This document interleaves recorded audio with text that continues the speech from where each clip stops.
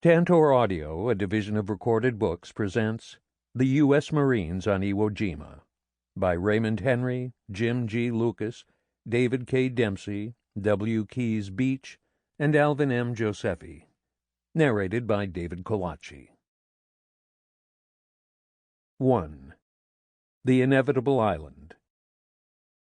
The story behind Iwo Jima, the reason why 60,000 Marines landed on a barren volcanic island 5.5 miles long and 2.5 wide, and why more than 20,000 of them were killed or wounded, was simply this: we had to take that island to speed the end of the war against Japan. Our superfortresses had been bombing Japan from bases in the Marianas since November 24, 1944. They were having trouble in 4 ways. Jap planes, based on 2 airstrips on Iwo Jima, midway between the Marianas and Tokyo, had been raiding our bomber strips, damaging our big planes. Second, enemy fighters from Iwo were intercepting the B-29s on their long flight to Japan.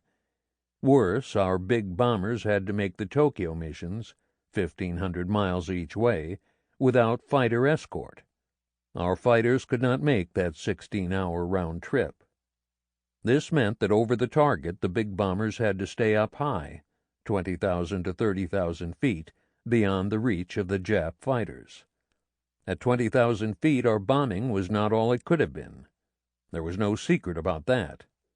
Let our bombers come down lower, to 5,000 feet with fighter protection, and Japan would really feel the kind of bombing that helped to knock out Germany. Finally, between the time of taking off in the Marianas and the time of landing at the same place hours later, our planes had no place in which to come down in case of motor trouble or damage caused by enemy action and sudden bad weather. The B-29s either had to get back to their base or fall into the sea, with almost certain loss of plane and probable loss of crew. So taking Iwo away from the Japs and using it ourselves was a must. Actually, there were other islands between the Marianas and the Japanese mainland on which the Japs either had or could have had airfields, notably Chichijima near Iwo. But Iwo was the most important of all the available spots. It was the most developed, and once we seized it, we could neutralize all the others. The Japs realized this also. On Iwo's flat tableland, by the time we landed, the Japs had almost finished a 3rd airfield in a large clearing among the rocks of the northern part of the island. Though it was still rough, it was already in use and filled with Jap planes. Iwo was also another link in the iron chain we were planning to close around the Japanese mainland. It represented another forward push, another surge towards the heart of the enemy. Our chain, begun at Guadalcanal in the Solomons and Funafuti in the Ellis Islands, had been drawn steadily tighter across the southern and central Pacific. Somewhere in the volcanoes or bonins was our next stop. Iwo was it. Iwo Jima, unlike many other places we had previously taken, was not suitable as a base for our fleet. There was no harbor, no sheltered water. Iwo was simply an island surrounded by an ocean that was usually very rough.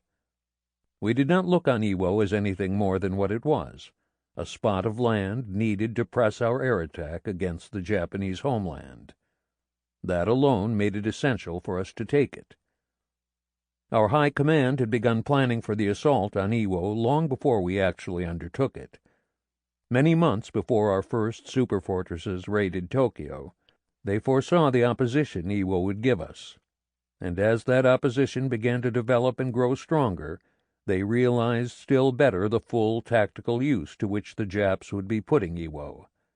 Iwo was a powerful strong point in the inner defenses of Japan, and the Japs were making it even stronger. And as they worked, Iwo became the inevitable island. We had to take it. Our original maps told us little about Iwo except its general appearance. The island resembled a leg of mutton. It was 8 square miles in area. At the knob-like southern end was a volcano, Mount Suribachi, a broad, dead cone 556 feet high, with a deep, jagged crater. The base of Suribachi was surrounded by volcanic rocks and some gnarled, stunted banyan trees without much foliage. Its sides were steep, rough, and rocky. Just north of the volcano, where the island was narrowest, scarcely a mile across, Iwo was also lowest.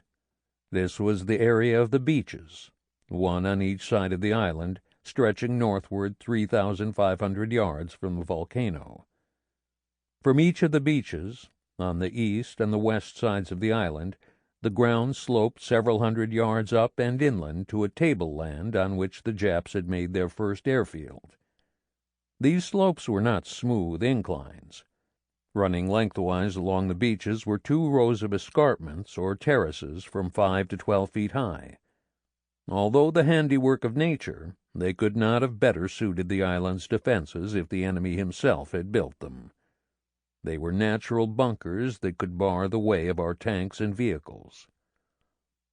From Suribachi to the northern end of the second airfield, the ground consisted of coarse, black, sliding volcanic sand, which gave little traction for vehicles or men. The particles were about the size of buckshot, but were light enough to be whipped up easily by the wind. Walking men might sink a foot or two into the sand with each step. These were terrain considerations which, when we studied our early maps, we had to think about seriously. North of the second airfield, the ground changed somewhat, but from our point of view it was just as bad, if not worse. Instead of open tableland and slopes, there was a series of wild, rocky ridges that twisted across Iwo from one shore to the other. Except for Suribachi, these ridges were higher than the rest of the island, and gave fine observation of the beaches and the airfields. The highest of these ridges was 382 feet above the sea.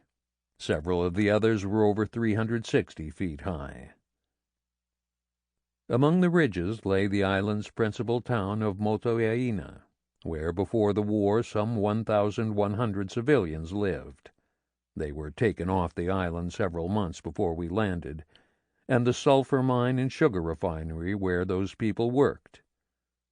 There were some open clearings among the rocky hills, barren badlands that smoked from the sulfur in the ground.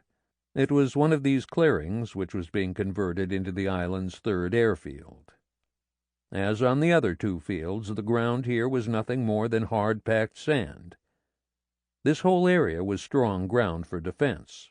It was a mass of crags, gullies, chasms, and hills that came one after the other until they tumbled as cliffs down to the water along the northern semicircle of the coastline.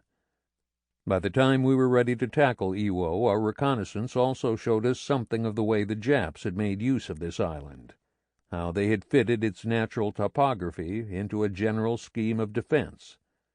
The maps our troops went over again and again were covered with the red and black symbols that stood for enemy gun positions.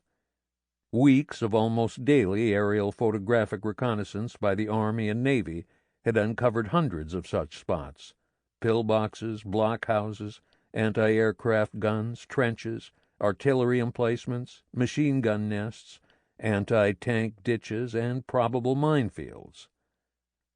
In photographs of the waters guarding the beaches, we could see strings of drums. We thought these were filled with oil, which could be ignited by remote control from the shore as a fiery barrier to our first landing waves. On the beaches, on the slopes and terraces, and on the edges of the airfield were pillboxes, blockhouses, and anti-tank ditches. Hummocks in the sand looked too much like further camouflaged positions. There was also the possibility that thousands of mines were buried everywhere in the sand. If we got ashore and climbed to the first airfield, the Japs would have other things ready for us. They would have us caught between the high ground of the north and Suribachi in the south. They could then plaster us from both flanks with mortars, artillery, and rocket launchers hidden in caves, and pillboxes in the volcano and the northern ridges. They might even be able to keep us from reinforcing our first waves and then annihilate our forces already ashore. For the Japs it was essentially a task of defense, and all their equipment, all their men were geared for that kind of a battle. They had a preponderance of anti-tank and mortar battalions on the island. Even their tanks, we later found, were generally dug in as fixed armored artillery pieces. And there were so many fixed positions, thousands of them, so well emplaced and hidden, that even the loss of many of them would not seriously hinder the total island defense. Alternate positions would take their places from which the Japs could cover areas previously guarded by the lost positions. Every square yard on Iwo could be covered by at least one heavy Jap weapon, some by dozens of them, and hundreds of the Jap fortifications were mutually supporting. Whole strings of caves and pillboxes protected each other. From one end to the other, Iwo was a solid fort.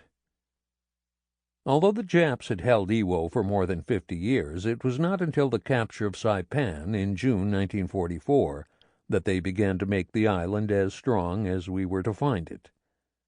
Lieutenant General Tadamichi Kurabayashi, 54 years old, commanding general of the Japanese 109th Division and the Bonan's Volcanoes defense sector, was the man responsible for Iwo's fortifications. Radio Tokyo described him as a short, squat, brown man, paunchy but with the heart of a tiger. Although he was an old-time cavalry officer, he had a well-rounded knowledge of every branch of Japan's armed forces. He commanded a cavalry regiment in the Battle of Lake Nomonhan during the undeclared Russo-Japanese War of 1938-39 along the Manchurian border. The Japs took a licking there, but Kuribayashi's prestige remained unimpaired, for upon his return to Japan in 1940, he was promoted from colonel to major general and given command of a brigade. In 1943, as a lieutenant general, Kuribayashi was sent to Tokyo and given the job of commanding the 1st Imperial Guards Division, a picked group of men charged with guarding the Imperial Palace. When we invaded Saipan, an uneasy Tokyo ordered Kuribayashi to the homeland's outer ring of defense. Part of that defense was Iwo, in Tokyo's own prefecture. And from the moment he took command, Kuribayashi set out to make Iwo impregnable. The aerial photographs showed uninterrupted construction on Iwo from June 1944 up until the time we landed 8 months later. A study of enemy defenses after we had the island confirmed the belief that most of the enemy's big guns were installed during that period. There was also evidence that many thousands of the caves which honeycombed the island were dug during this time. This does not mean, however, that the enemy had made no preparations in earlier years for the defense of Iwo. Signs were found, printed in Japanese and English, because the latter language is generally understood throughout the Orient, warning that the taking of pictures or sketching of maps was prohibited by the Military Secrets Act. These signs were dated August 1937. Since the early phases of the war, the Japs have tacitly conceded our superiority in firepower and materiel, but the Japanese soldier has always been told that he could overcome this advantage through a superior spiritual strength, or individual bravery. Here is where Kuribayashi differed. This Jap general believed less in spiritual strength than he did in solid objects like ships, guns, and troops in numbers. "Send me these things," he wirelessed Tokyo during the fighting on Iwo, "and I will hold this island. Without them I cannot hold." Tokyo's reply is not on record, but Kuribayashi did not get what he wanted. While he believed in firepower over spiritual strength, and went so far as to recommend to Tokyo that the Japanese army adopt our Browning automatic rifle and M1 Garand semi-automatic, Kuribayashi did not underestimate the importance of individual bravery. Long before the battle began, he had had his men swear to defend the island to the death. In almost every cave and pillbox were posted mimeographed or printed copies of this set of courageous battle vows. 1. Above all, we shall dedicate ourselves and our entire strength to the defense of this island. 2. We shall grasp bombs, charge enemy tanks, and destroy them. 3. We shall infiltrate into the midst of the enemy and annihilate them. 4. With every salvo we will without fail kill the enemy. 5. Each man will make it his duty to kill 10 of the enemy before dying. 6. Until we are destroyed to the last man, we shall harass the enemy with guerrilla tactics. To increase the spirit of his men, Kurabayashi, in the fall of 1944, introduced the kamikaze suicide doctrine to Iwo. Men took oaths to undertake suicide missions if it became necessary during the island's defense. Scarves with the kamikaze, which means divine wind, symbol printed on them, were distributed to the men adopting this spirit. They wore the scarves around their heads in pirate fashion. A whole unit of Navy men charged with defending a boat basin on the northern end of the East Beach vowed to a man to wear the kamikaze scarf. So did many of the Army infantrymen who were to stay hidden in underground shelters until emergency demanded that they come into the open and hurl back the Americans in direct assault. From this, however, it is not to be assumed that Kurabayashi believed in the so-called banzai charge. He viewed such last-gasp tactics as a waste of men. He knew that he could kill more Marines if he waited for them to come at his defenses. He had learned this lesson from studying the previous campaigns, when the Japs had thrown away their strength in futile mass suicide assaults. But he did plan to use his infantry as support for the artillery. However, in the artillery and in the emplacements for it lay the secret of his plans for Iwo's defense. He had a variety of mortars ranging from 90 to 320 millimeters. It was to be the first time we would meet the 320 millimeter weapon. Also new to us would be his 8-inch rocket, the buzz bomb, which his men launched by the simple expedient of placing it in a crude wooden trough, pointing it in our direction, and lighting a fuse. A 1905 model 120 millimeter howitzer was new to the Marines, too. And Kurabayashi also had a number of other weapons, including many 47 millimeter anti-tank guns and, big guns for such a small island, 15-centimeter rifles. All of these weapons were set up in defenses that he had planned with a mathematical precision that left no spot on the island vulnerable to attack. His man-made caves and underground tunnels and caverns followed a definite pattern to give flexibility to his defense. The Japs could move around with ease below ground. In some places they could go half a mile through tunnels connecting different positions. In general, the larger caverns were used for storage and as quarters. Some caves housed entire field hospitals complete with surgical instruments and operating tables. Live steam, electricity, and running water were piped in. Minimum specifications for the caves called for 35 feet of overhead cover, more than enough to resist any shell or bomb. The caves were at least 5 feet wide, 33 feet long, and 5 feet high. Some were built on 3 levels, and all had multiple entrances. The larger caves, some of them built over sulfur beds, had air shafts 30 or 40 feet deep to allow foul air to escape. As a protection against flamethrowers, artillery, and other weapons, all of the caves were built with frequent turns of as much as 90 degrees. Kurabayashi's pillboxes and blockhouses were of all sizes and shapes. Their walls and roofs were made of concrete 2 to 5 feet thick and reinforced with steel, rock, and rope. Over the concrete might be 5 to 15 feet of volcanic rock. The whole thing, sunk flush with the level of the surrounding ground, would be covered with still more feet of sand. Many of his blockhouses were concrete cubes, 5 to 6 feet to a side, with walls and roofs 1 or 2 feet thick. Also sunk into the ground, these boxes would be covered with sand and camouflaged with stones. Mortar pits, with tiny holes through which to fire, were sunk into the ground like wells and covered with concrete lids. Works in different sectors would always be mutually supporting and interconnected, so that men could run either underground or through well-protected trenches from one firing position to another. Nobody will ever know the full extent of the fortifications that Kuribayashi constructed to support and defend his artillery and mortars. During the battle, thousands of entrances that undoubtedly led into such forts were blasted shut without exploration.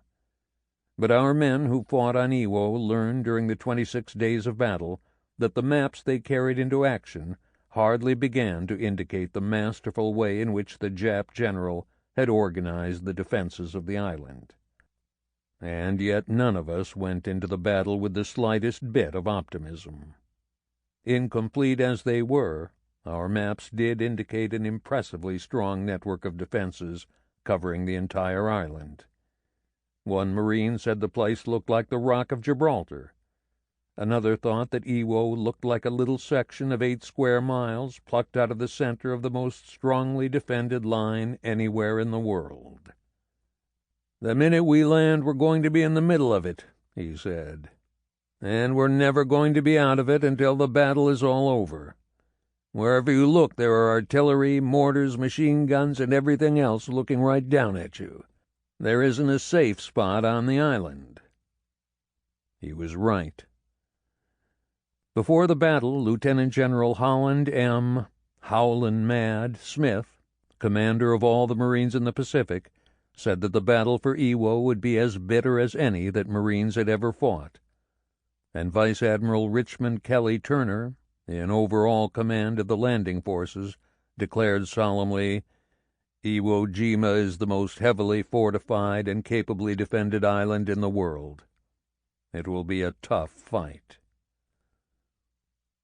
In view of the fact that Iwo was a small island, where so much of the success of the operation depended on the landing or amphibious phase, Marines were chosen for the job.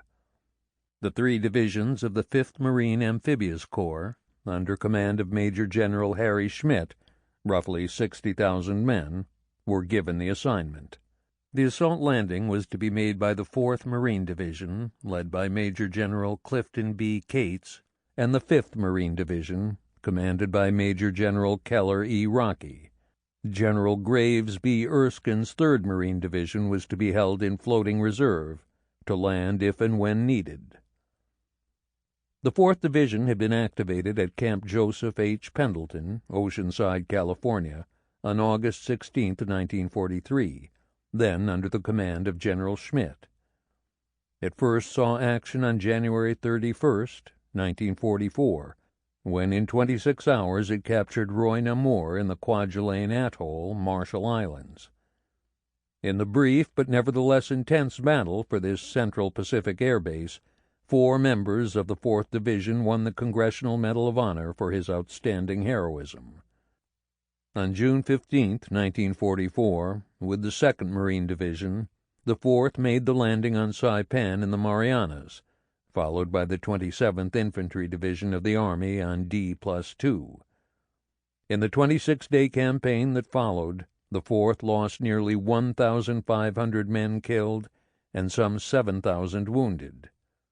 Then, 2 weeks later, it crossed the narrow channel to Tinian, 4 miles away, and with the 2nd Marine Division captured that island in 9 days.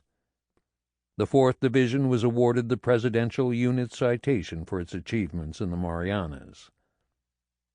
General Rocky's 5th Division had been formed at Camp Pendleton around a good-sized nucleus of former Paramarines and Marine Raiders, all veterans of fighting in the early days of the Pacific War.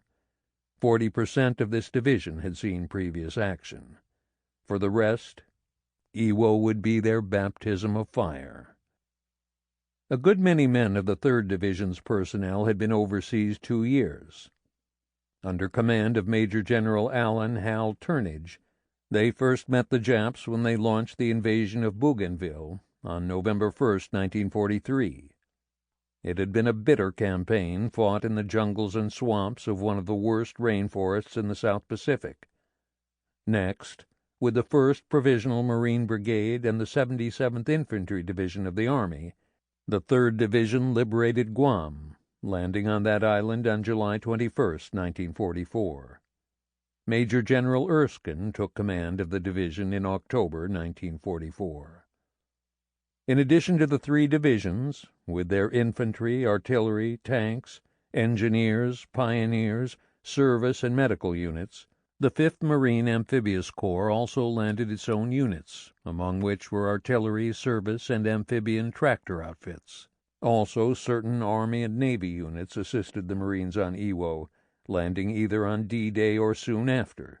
These included anti-aircraft, CB, and service outfits, assigned to unload and transport supplies, work on the airfields, and defend rear positions. And the Japs? Manning their pillboxes and underground defenses were 23,000 men, infantry, artillerymen, mortarmen, tankmen, anti-tankmen, naval, air force, torpedo maintenance, medical and service personnel, and a few hundred Korean laborers.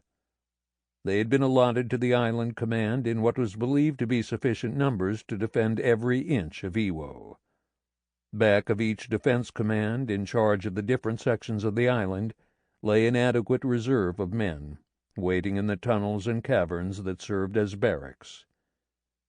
While Kuribayashi could eventually have used more replacements, it is doubtful if the island, because of its small area and limited water supply, there was no source of fresh water on the sulfuric island, could have supported more than the number of troops we were to find there.